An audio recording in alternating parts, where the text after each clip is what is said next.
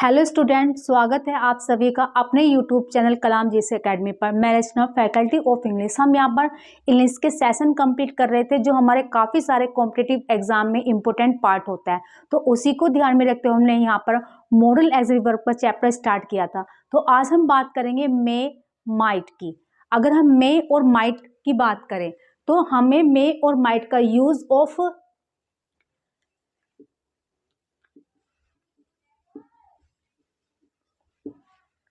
अगर हमें इनका यूज समझना है, सबसे पहले हम बात करेंगे पॉसिबिलिटी। ठीक है, पॉसिबिलिटी मतलब संभावना। अगर हम मे की बात करें तो मे का जो पॉसिबिलिटी होती है एक तरीके से 50% वाले चांस में होती है। ठीक है, अगर हमें किसी भी कार्य के 50% के चांस हैं तो हम वहां पर मे का प्रयोग करेंगे। और माइट का जो प्रयोग होता है एक तरीके से कोई भी कार्य जब न होने के चांस होते हैं तब हम माइट का प्रयोग करते हैं। ठीक है, माइट का जो प्रयोग होता है जब हमारे 0 से लेकर 10% तक के भी किसी भी कार्य के होने के चांस होंगे तो हम माइट का प्रयोग करेंगे। अब जैसे हमें कहीं पर जाना था, यानी कि हमें किसी शादी में जाना था, लेकिन उसने अगर हमें कार्ड ना दिया हो तो हमारे जो जाने के चांस होंगे वो क्या होंगे, कम होंगे। तो हम यहाँ पे क्या यूज़ करेंगे, माइट का प्रयोग करेंगे। ठीक है, और किसी ने हमें कार्ड दिया है तो हमारे जो जाने के वहाँ पर चांस होंगे वहाँ पर 50-50% होंगे। यानी कि अगर हमें कार्ड मिला है तो वहाँ पर जा सकते हैं, यानी कि 50-50% के चांस हो गए। अगर किसी भी कार्य के 100% वाले चांस होते हैं तो वहाँ पर हम मस्ट का प्रयोग कर लेते हैं। ठीक है, अगर किसी भी कार्य के 100% वाला चांस होता है तो वहां पर हम मस्ट का प्रयोग कर लेते हैं। यानी कि मे की बात होगी जब भी पॉसिबिलिटी के सेंस में तो किसी भी कार्य के 50-50 होने के % के चांस होंगे। अगर माइट की बात होगी तो वहां उसके 0 से लेकर 10% तक के होने के चांस होंगे। मस्ट का सेंस होगा तो 100% तक का सेंस होगा। यानी कि जब भी हमें कोई भी कार्य के होने का लगे कि वह हो भी सकता है, नहीं भी, यानी कि 50-50 चांस है तो हम मे का प्रयोग करेंगे।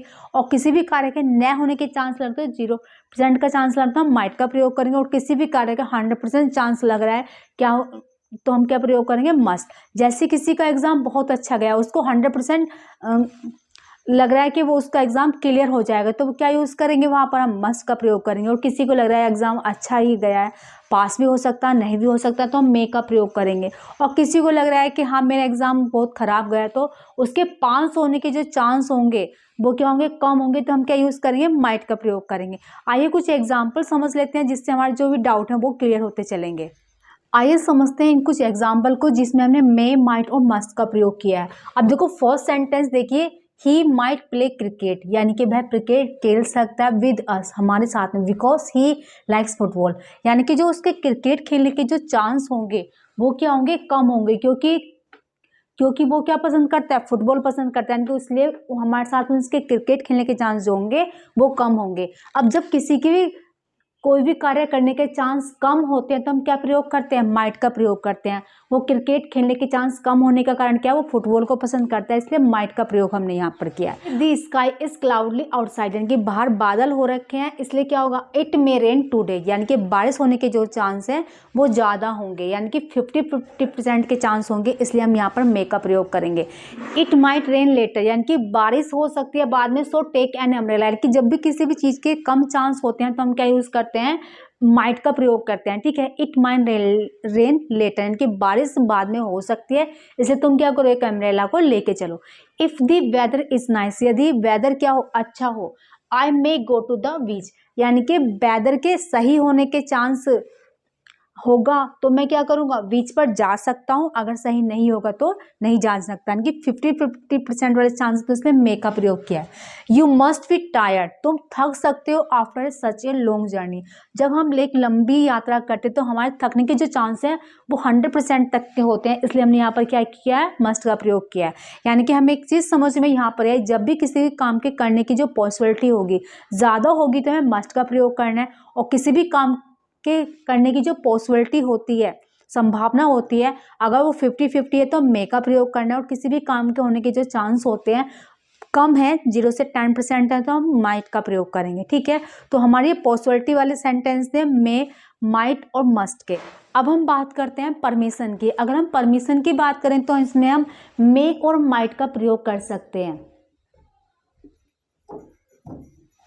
ठीक है, अब देखो एक चीज़ और समझ के चलिए, हमें कैन का प्रयोग भी कर सकते हैं, लेकिन कैन का जो प्रयोग होता है वो इनफॉर्मल वे में होता है, और मे और माइट का जो प्रयोग होगा वो फॉर्मल वे में के लिए होता है। जब भी हमें किसी से फॉर्मल वे में परमिशन लेनी होती है तो हम मे का प्रयोग करते हैं।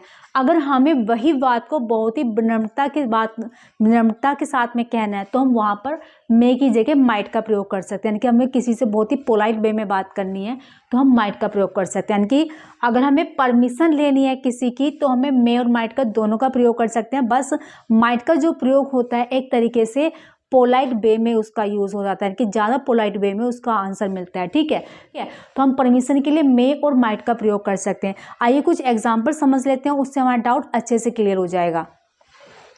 आइए इन एग्जाम्पल को समझते हैं। मे आई यूज़ योर नोटबुक, जब हमें किसी से परमिशन लेनी है तो हम क्या यूज़ करेंगे, मे का प्रयोग। क्या मैं तुम्हारी नोटबुक का प्रयोग कर सकता हूँ। Might I take your bike, जब हमें किसी से पोलाइट वे में परमिशन लेनी होती है तो हम क्या यूज़ करेंगे, माइट का प्रयोग करेंगे। Might I take your bike. ऐसे एग्जाम्पल समझिए, may I go outside to play, क्या मैं बाहर खेलने के लिए जा सकता हूँ। ठीक है, तो हमने क्या यूज़ किया, मे। यानी कि हमें परमिशन लेने के लिए मे माइट का हम प्रयोग कर सकते हैं। इसके अलावा हम कैन का प्रयोग कर सकते हैं परमिशन लेने के लिए। आगे अब हम समझते हैं शैल और विल के बारे में, यानी कि हमें यूज़ ऑफ शैल और विल के बारे में अब हमें समझना है। आइए हम बात करते हैं अब शैल और विल के बारे में। हमें इनका प्रयोग बहुत अच्छे से पता है क्योंकि हम फ्यूचर टेंस को हम बचपन से पढ़ते आ रहे हैं। यानी कि शैल और विल का जो प्रयोग होता है फ्यूचर टेंस में होता है।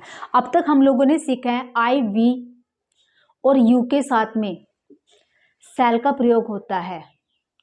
ऐसे ही सी इट और दे के साथ में विल का प्रयोग होता है।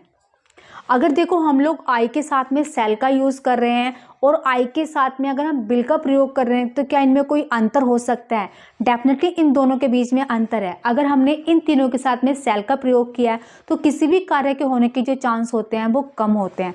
अगर हमने इन तीनों के साथ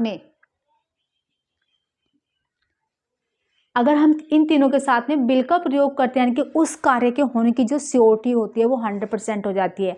यानी कि आई वी और यू के साथ में अगर हम लोग विल का प्रयोग करेंगे तो उस कार्य के होने के चांस जो होंगे ज़्यादा हो जाएंगे। ऐसे ही अगर हम इन चारों के साथ में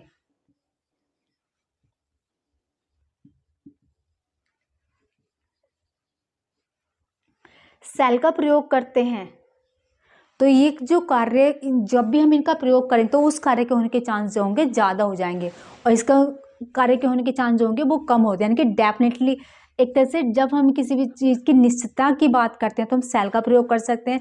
जब अनिश्चितता की बात होगी तो हम विल का प्रयोग करेंगे। ऐसे इसमें अनिश्चितता की बात होगी तो शैल का प्रयोग करेंगे और निश्चितता की बात होगी तो हम विल का प्रयोग करेंगे। जैसे मैं बोलूँ आई शैल गो टू द दिल्ली, यानी कि मैं दिल्ली जा भी सकती हूँ नहीं भी जा सकती, लेकिन मैं अगर बोलूँ I will go to the Delhi यानी कि मैं 100% श्योरिटी दे रही हूँ कि मैं ये कार्य करूँगी। यानी कि जब हमें किसी भी चीज़ में श्योरिटी देते हैं तो हम इसमें आई वी और यू के साथ में विल का प्रयोग करेंगे और ही सी इट और दे के साथ में हम शैल का प्रयोग करेंगे। और जब श्योरिटी नहीं होती तो हम इन तीनों के साथ में शैल का प्रयोग करेंगे और ही सी इट दे के साथ में विल का प्रयोग करते हैं। आइए कुछ एग्जाम्पल से समझ लेते हैं, जो भी हमारे डाउट होंगे वो क्लियर हो जाएंगे। आइए इन कुछ एग्जाम्पल को समझ लेते हैं। पहला सेंटेंस देखिए, आई शैल ईट फास्ट फूड। अगर मैंने आई शैल ईट लिखा है यानी कि मैं फास्ट फूड खा भी सकती हूँ नहीं भी, लेकिन मैंने यहाँ पे लिखा है I will eat fast food यानी कि मैं जो फास्ट फूड खाऊंगी उसकी मैं श्योरिटी दे रही हूँ मैं 100% खाऊंगी। ठीक है, नेक्स्ट सेंटेंस देखिए, आई विल कम हियर, मैं यहाँ पर आऊँगा। यानी कि जब मैं ही सी इट और दे के साथ में विल का प्रयोग करते हैं तो उस कार्य के होने के चांस हो भी सकते हैं नहीं भी, लेकिन अगर इसकी जगह हम शैल का प्रयोग करें तो उस कार्य के होने के चांस न के बराबर होंगे कि ही विल कम हियर, वह यहाँ आ सकता है, आ भी सकता है नहीं भी। लेकिन हम बोलेंगे ही शैल कम हियर तो उसके आने के जो चांस होंगे वो ज़्यादा होंगे, यानी कि 100% श्योरिटी देने कि वो आएगा ही आएगा। He will do our work यानी कि we will do our work, अगर हम ऐसे बोल रहे हैं कि वो हमारे कार्य के होने के चांस जो होंगे वो ज़्यादा हो जाएंगे। सी शैल कम ऑन द टाइम यानी कि वह टाइम पर आ सकते हैं, यानी कि इससे भी क्या होगा उसके टाइम पर आने के 100% चांस होंगे। यानी कि अगर हमें आई वी और यू के साथ में हम विल का प्रयोग करेंगे तो उस चीज़ में श्योरिटी होती है कि हम वो कार्य करेंगे ही करेंगे।